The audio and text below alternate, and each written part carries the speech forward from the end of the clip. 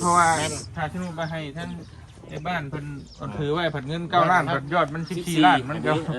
ต้องไปอัพใหม่ก่อนเนาะ แต่ว่าเงิน แม่ ไทยใช้ ที่ตัวกลมๆ29 ล้านเนาะ 9 ล้าน เลยเพิ่นว่าตอนทางลูกพี่ได้ซะเพิ่นว่าสิปลูกสร้างเป็นรูปแบบใดหั่นนะ โมเดิร์น โมเดิร์นชั้นเดียวบ่เจ้าหรือว่า ชั้นเดียวเนี่ยคือดินเนี่ยนะ เป็นดินเนาะอ้าวผู้ใหญ่นี่มาใส่บาดนี่เดี๋ยวจะพาบ่เตียงจะสิปบไปใส่เลยสิปบไปเลยอยู่ตรงนี้โอ้ตายแ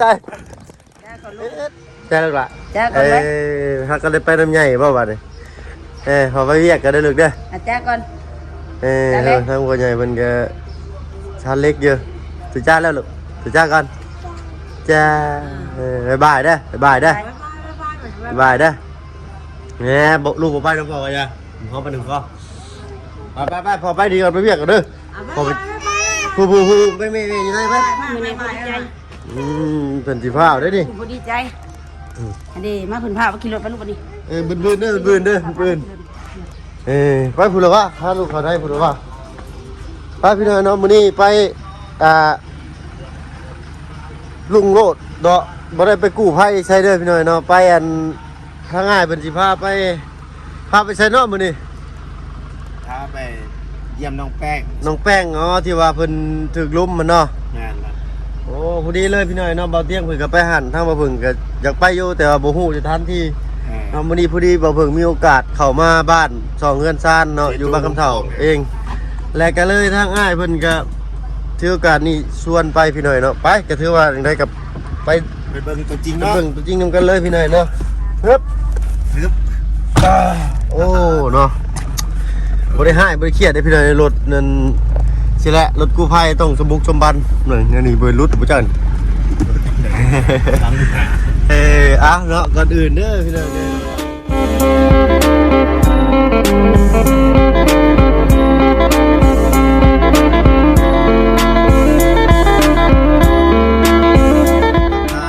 ทักทายสบายดีผู้ใหญ่ใจดีและก็ FC เบิร์ดทุกท่านที่เข้ามาหาผู้ชมช่อง YouTube บ่เพิ่นเคยหลายคือเก่าเนาะบ่ฝั่งไทย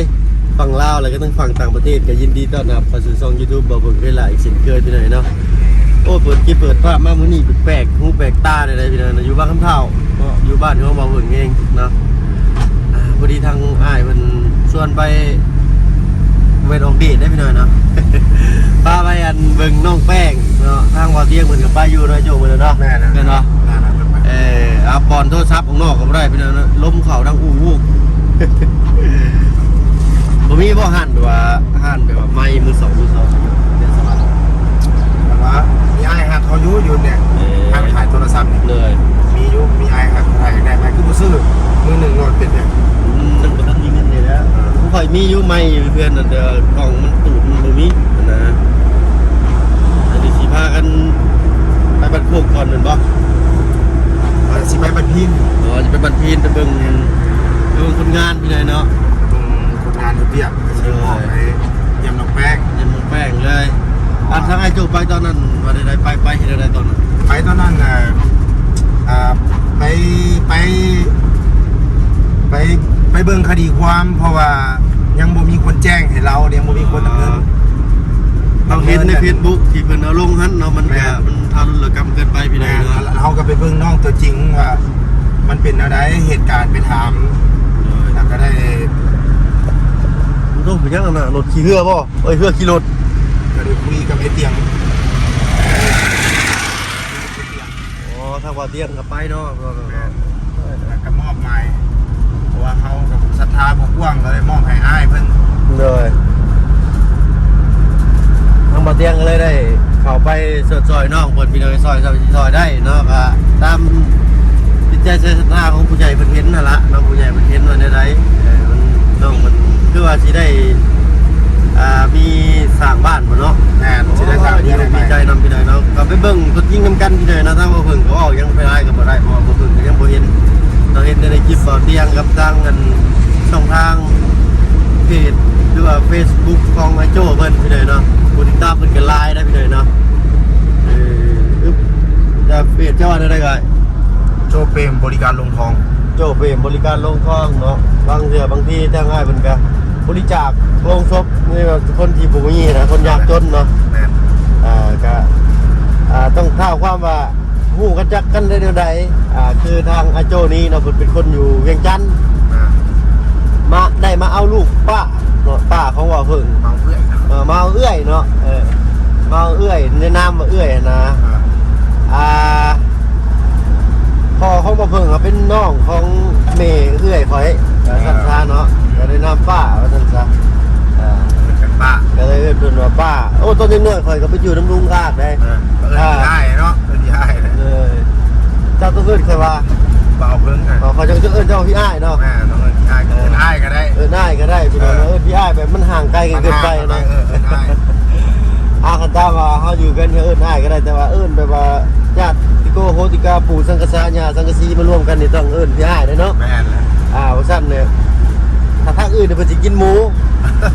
แต่เวียงจันทน์กับสวรรค์นี่แบบกันเองนะกับสวรรค์เวียงจันทน์บ่ถ้าเกิดลงไปทางใต้บ่ทางอันนี้นี่ก็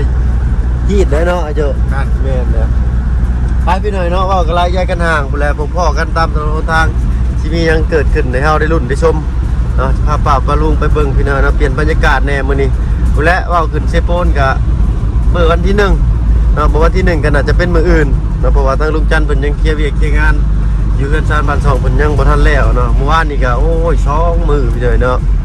นั่งรับข่อยก็ได้ถึงฮู้เจ้าของมันเกินเลเวลเจ้าของแล้วนะ เพิ่นใส่บาทเลยโอ้เวียกอันนี้มันต้องซอยสุดได้เนาะเพราะว่าที่เพิ่นที่เฮาได้เนาะแนวแบบเป็นมีหั่นนะอันนี้บ่แม่นอันนี้ก็อีกห้านนึงพี่น้องอันนี้บ้านนักฮูไปพี่น้องเนาะพุ่นแหละมุ่งหน้าคือทุกคนก็เลี้ยวขวาออกซ้ำหรือว่าเลี้ยวขวาไปทางบ้านโคกผ่านหน้าทางเข้าบ้านโคกไปเนาะหมักตาดได้นี่ประตูน้อยสบายดีคุณผู้ชมปิ้งไก่เด้อทางออร์เมนบ่บุญเนาะมึงก็เด้อเห็นบ่เป็นบ่ใส่นี่วะ ด้วยจ้าเสียด้วยหันโอเคจัดก่อนเบิ่งเวียน สบายดี ก็ได้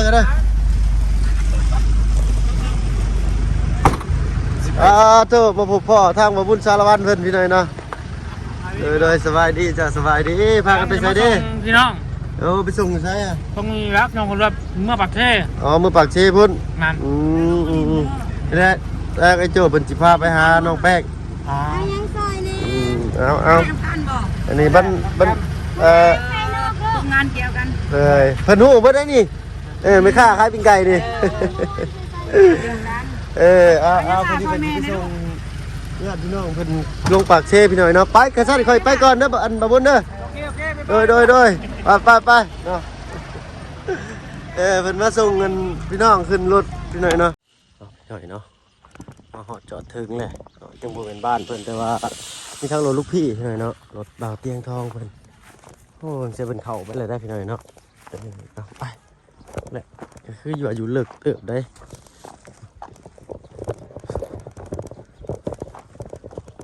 ใช่อยู่ในเพิ่นบอกไปพี่หน่อยพอกันอยู่ในพุ่นละนายน้องพี่เขาก็อยู่พี่เนาะมาฮอดจอดถึงแล้วอันนี้เป็นเพื่อนน้องเพิ่นครั้งแรกเป็นไงนะบอกเพิ่นเข้ามาก็ได้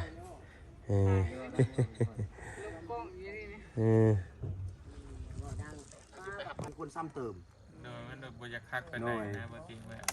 คือถึงว่าสำหรับส่วนตัวบางทีเด็กน้องเพิ่นอาจจะเป็นเด็กน้อยเด็กกีเล่เด็กน้อยมันก็บ่แปลกหรอกเด็กน้อยมันก็เป็นแบบนี้อยู่แล้วอยู่ในวัย13 14แต่ว่าเขาก็บ่สมควรที่มาวิพากษ์วิจารณ์ทั้งน้องเพิ่นนะเห็นบ่ล่ะเวลาสิช่วยนี่แต่ละคนก็มาช่วยเองนะพี่น้องยื่นเสนอนี่เฮามาช่วยเพิ่นเองคือบ่เตียงนี่ก็ว่าง่ายก็บ่โจ้ก็ว่าง่ายเฮานี่ยังมาช่วยน้องเพิ่นเองน้องเพิ่นบ่ได้ขอเข้าไปได้เฮาเสนอหน้ามาช่วยเพิ่นเองว่าไงเนาะมาฮอดจอดถึงบ้าน2เฮือนซานน้องแป้งเนาะที่ทางบ่าวเตียงและก็ทางไอ้โจ้เพิ่นได้เข้ามายื่นมือเข้ามาสดสวยน้องเพิ่นเนาะอันนี้ก็เป็นสภาพบ้าน2เฮือนซานน้องเพิ่นพี่หน่อยเนาะมาพอกับลูกพี่พี่หน่อยเนาะบ่ได้พอกันแต่ดนเลยนี่โชคดีของบ่เพิ่งอีกครั้งนึงพี่หน่อยเนาะเพื่อจะได้พบหน้าค่าตากันนี่บ่ได้แม่นง่ายโดยสบายดีเบิดสุขคนเนาะโอ้ยเอาพอดีไปเวียนเข้ามาทาง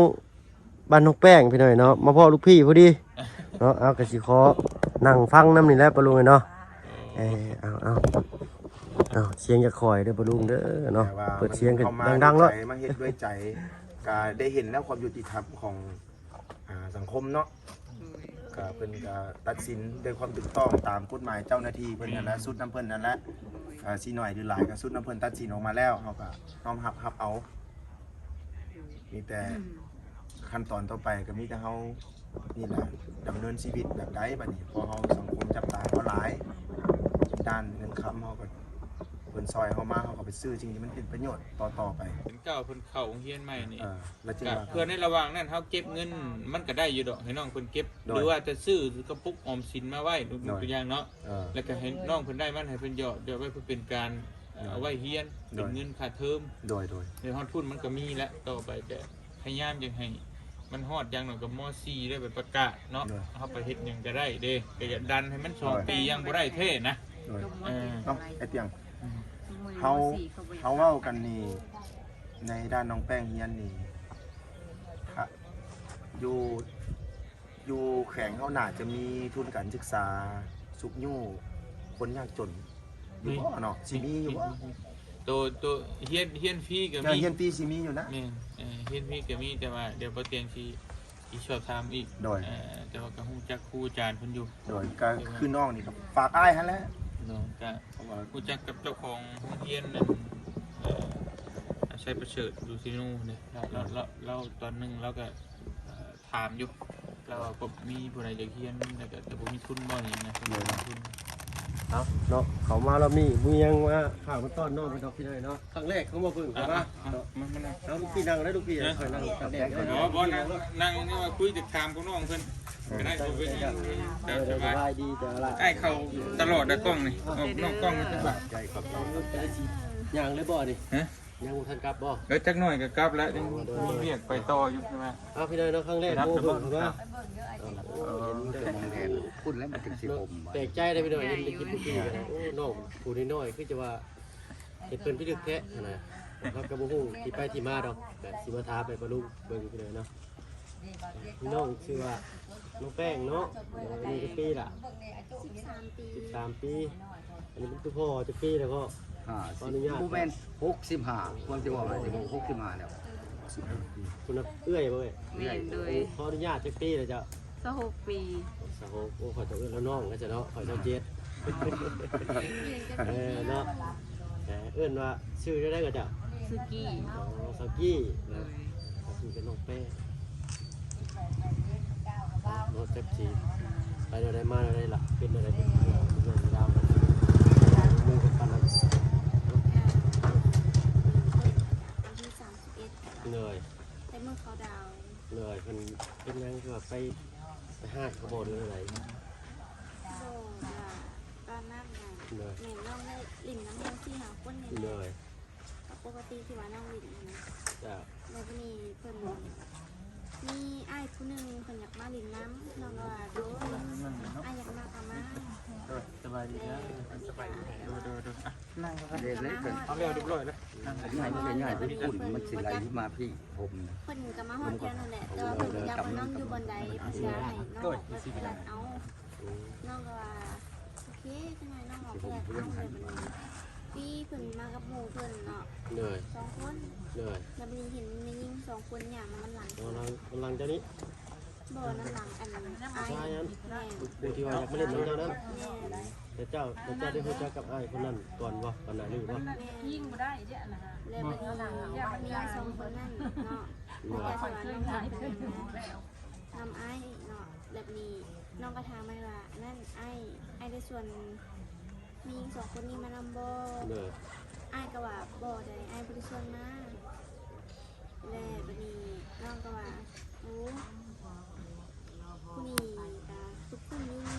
เหนื่อย แต่ก็แบบเคยเห็นหั่นน่ะ เหนื่อย แล้วบรรยากาศแบบจักอันผ่านแน่จักต่อหมู่ของหมู่หั่น เหนื่ น่ะ อยครูตัวหมูเนาะ แม่แล้วบรรยากาศ เขามาทำเข้มแข็ง ไม่บรรยากาศ เข็มเลย เพิ่นได้ยินว่าน้องนินทาเพิ่นหรือว่าจังได๋น้องก็ยังบ่เข้าใจปานใด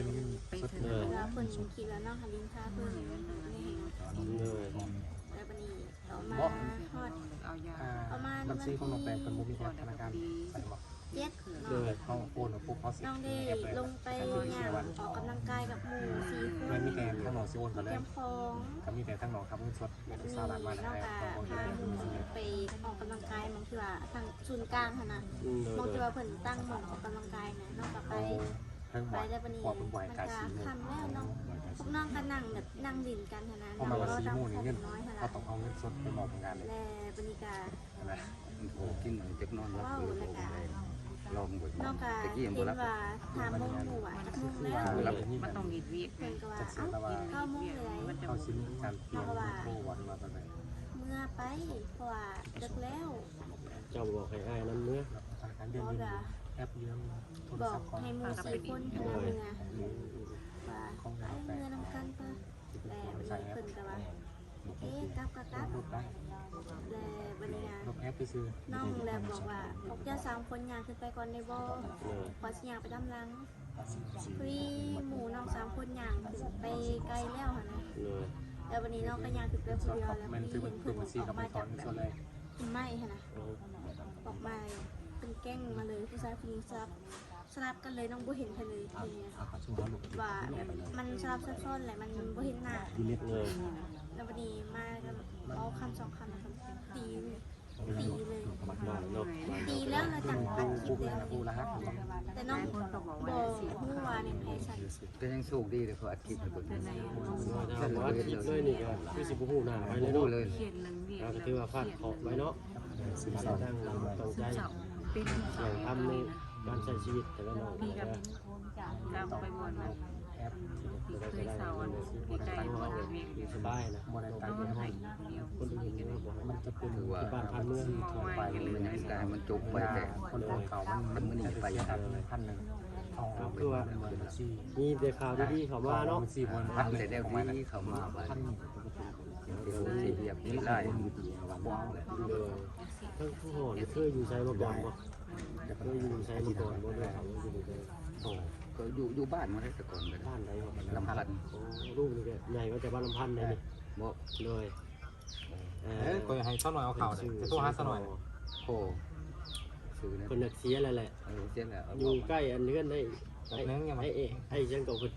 ปากเพิ่นสิปากบ่ได้อะนะ มือแอะแอะ ไอ้แอะโดยอันนี้ก็ พอเราก็ยังป่วยอยู่นะ โอ้อันนี้หน้าเฮือนไอ้แอะมันบ่อันนี้ก็เฮือนลูกนี่แหละอยู่หัดกินหน้าหากันเฮือน มันบกครบ เสาไม้ใหญ่ๆนะแต่บ่เท่ายังยาของข่อยนี่คือ เราเคยไปเป็นไพ่อยู่ โดยเพิ่นเคยเป็นไผอยู่หั่น เขาโปรเปงหลายแล้วคนรุ่นเก่าผมมีแล้ว เลย มีแต่สัมโทเนี่ยอันนี้ ก็ได้จำรุ่นเดียวนี่แหละอันมี รุ่น ตู้ นี้ ก็ได้ เลยใหญ่สุดเราจัก ตู้ มีเท่าตู้ได้ชื่อเรา ไปแถวตู้เป็นน้องของ เท่าตุ้นบ่ ไปแถวตู้ ชื่อตู้ไปเท่าตู้ ไปแถวตู้เป็นน้องของ พี่แหละแต่ว่า เป็นน้องของพ่อ เป็น เขาบินนี่นะบางคำเท่านี่เราไปเป็นไพ่อยู่หันตะกี้ เพราะว่าเป็นอาเซีย นี่แต่บ้านก็เป็นนานคือกันมาแต่ว่ามันแต่น้อยๆนั่นก็อายุ14 ปี เลย เลยนี่ชาวบ้านไปเลยไปแบบ เลยเนาะเอาสืบสาวเท่าควมกันจังหน่อยพี่น้องอันนั้นใจทั้งนอกคนพาเนี่ยเนาะคนเข้าบ้านไปแล้วกันพี่น้อยเนาะถือว่ามีผู้รักผู้ใหญ่จะซอยสมทบมาเนาะในด้านใดกันเราจะยินดีเนาะ เอากล้องเจ้าของกล้องไปนะ บ่ให้บาวี่ลงแล้วกันมันสิแคบเอาดอก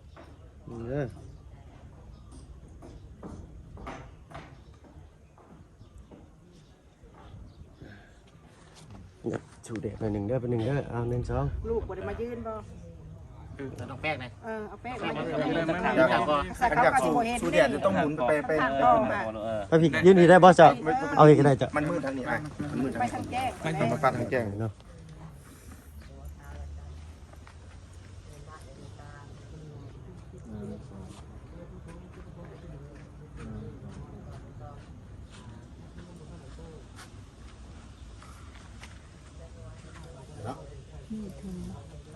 โอเคจ้ะเอาอีกปันหนึ่ง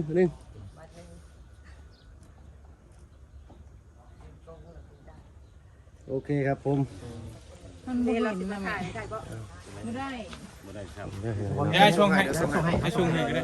บ่ได้เป็นตุ่มเงินแล้วมอบให้เขาแล้วต้องเฮาต้องการตอนใดล่ะกะ มาเบิก พอเบิกมันสิมี ค่าปูนค่าทรายค่าหยัง คันมันสิรุดก็รุด 10,000คือว่าเฮาก็สิมีเฮาก็สิเสียให้ดอก 10,000ค่าปึ้มเขา โดย นี่หั่นนะ โดย สิบ่เป็นหยังดอก การส่วนเดียวจากบ้าน แ โดย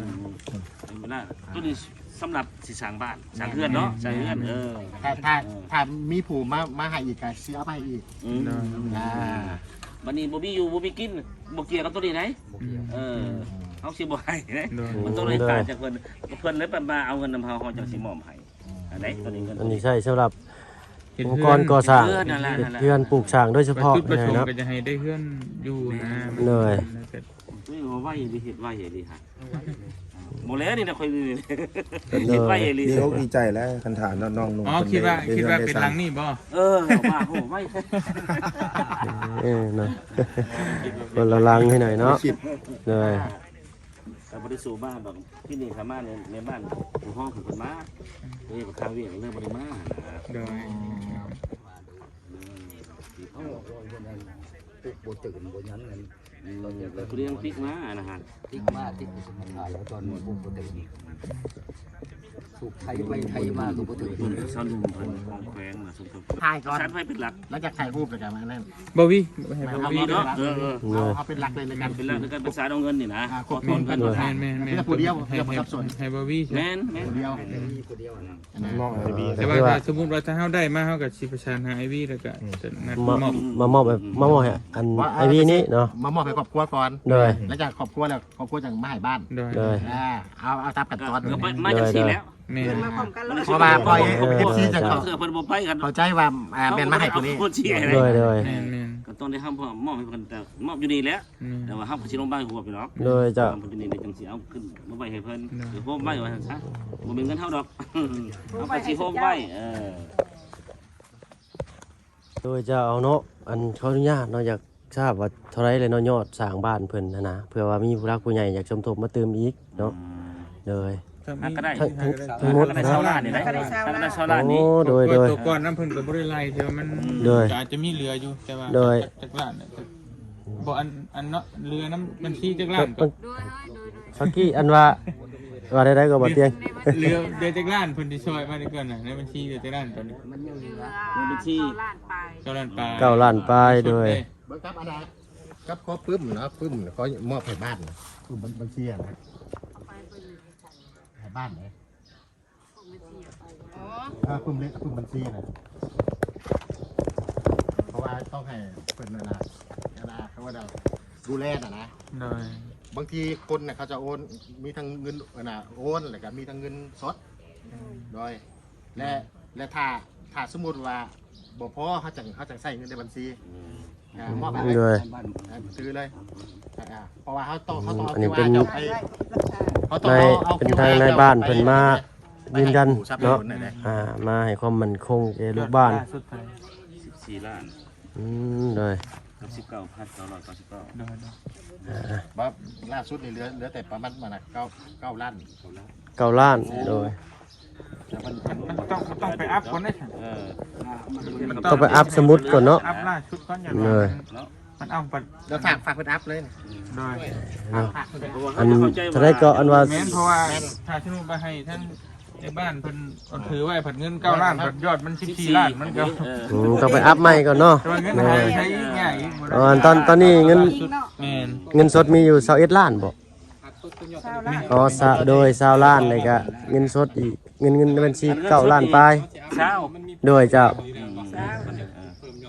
เงินในบัญชี9ล้านปลายเนาะโดยเป็นชาวปลายล้านเป็น29ล้านซะเอาตีไปกลมๆ29ล้านเนาะ 9ล้าน โดยเพิ่นว่าตอนทางลูกพี่ได้ซะเพิ่นว่าสิปลูกสร้างเป็นรูปแบบใดหั่นนะ โมเดิร์น โมเดิร์นชั้นเดียวบ่เจ้า ชั้นเดียวเนี่ยคือดินเนี่ยนะ เป็นดินเนาะโอ้คือว่าอะไรอยู่นี่ก็อยู่กลางเมืองเลยเนาะก็สิเฮ็ดเฮือนใหม่มันก็หาไม้ยากแม่ไม้ก็ค่อนข้างแพงอยู่หน่อยนะ มุ้ยไผนิยมเฮ็ดเฮือนใหม่แล้ว โดย ดิน เงินดินนี่ก็พัสดุก็สิสั่งมาง่ายแน่แต่ก็สิอัพราคาขึ้นมาอีกหน่อยนึงเนาะอันนี้เป็นดินตอนหญ้าของเพิ่นเองเพิ่นเลยหน่อยเนาะเอาเนาะดีมกดีใจนำลายๆพี่หน่อยเนาะ เช้าแท้ๆเลยเฮ็ดสิยกขึ้นได้จังหน่อยนะ แม่นเขาสิยกขึ้น เงินน้ำท่วมบ่นี่เนาะเลยโอ้ตก เห็ดได้กี่พุ่นเนาะตอนนี้เนาะ เลย ตามหมู่มาปลูกไม้ บ่ตะกี้มันเป็นทงหน้ามันนี่แหละมันก็ซำนี้มันก็สูงแล้ว โดยแม่น ในหมู่กระทบบ่ได้เด้ เอ้าก็ ตามนั้นพี่น้อยเนาะถ้าว่าผู้รักผู้ใหญ่อยากช่วยมาในรูปแบบใดเนาะก็ติดต่อทางทีมงานเนาะเข้ามาเด้อพี่น้อยเลยเนาะยินดีต้อนรับทุกทางพี่น้อยเนาะเอากระชั้นทั้งร้านสิขอตัวลำลาก่อนเนาะสบายดีจ้ะโดยอยู่ดีมีแห้งเจ้า ให้มันอยู่ในแบบว่า โดย โดยที่แบบว่า ซอยคนละไม้คนละมือ สูงหลายเลยนะเขาเล่น ผู้หนึงผู้เดียวมันก็ไปบ่รอดหรอกต้องหลายคนซอยกัน ซีนสิบแปดแม่กันปัญหาปะโจ้ไว้กันแง่ โดยอะไรกันโดยกับพ่อมลูกพี่นี่แหละเนาะ เดี๋ยวประมาณมือ น้ำเนาะตอนเนาะ อ๋อผู้ใหญ่นี่มาใส่บาดิเดี๋ยวจะพาบอกที่เองจะสิปบไปใช้เลยสิปบไปเลยกินจะไปโอ้ตายเอ๊ะโอ้ยเอาจะลูกพี่ขึ้นเล่นพี่หน่อยเนาะเล่นเอากันบาดิไปเอ๊ะโอ้ยปุ๊บเจ็ดใส่น้องยังนำมาอยู่บ่โอ้เท่าเอา FC พี่หน่อยเนาะ FC ทางลูกพี่เฮาโดยเนาะเลี้ยวกัน ตัวนี้จะว่า แม่นจ้าตัวใหญ่นี่ล่ะ ผู้เห็น ตูดบ่เห็นบาดนี่เลี้ยวกันพี่เลยเนาะลูกพี่ว่าสิมอบของวิเศษให้ไม่ใหญ่บ่มีก็บ่เป็นหยังจ้ะเนาะขอบคุณหลายๆอาเทือนเมียนพอเฮาไปยามจังแฮ่มัน ไปพี่หน่อยเนาะกะ โอเค โดยเนาะ อยู่ดีไหมฮะ เกี่ยวกัน สนใจมาก โดยสบายดีขอบใจทางลูกพี่หลายๆพี่หน่อยเนาะเพิ่นสิเอาอันตูดไม้ให้บ่เห็นเนาะ ไปลงมาให้ใคร โดยบ่เป็นหยังจ้ะบ่เป็นหยัง เดี๋ยวตั้งแต่ถ้ามันมีจะหาข้อ โดยจ้ะเอ้าเนาะเดินทางปลอดภัยโดยขอบใจลูกพี่หลายๆโดยไปทางมาเพิ่นก็สิเข้าตุ้มลงลาก่อนพี่หน่อยเนาะเจ้าชื่อนั้นแม่เขาเจ้าจุนย่านเจ้าน่ะใหญ่นี่นี่แม่บ้านเงินเดือน5ล้านเอง เงินเดือนนึงได้หลายกูค่อยอีกค่อยเงินเดือนบ่ฮอด5ล้านเนาะเอาพี่หน่อยเนาะไปแล้วสบายดีเจ้า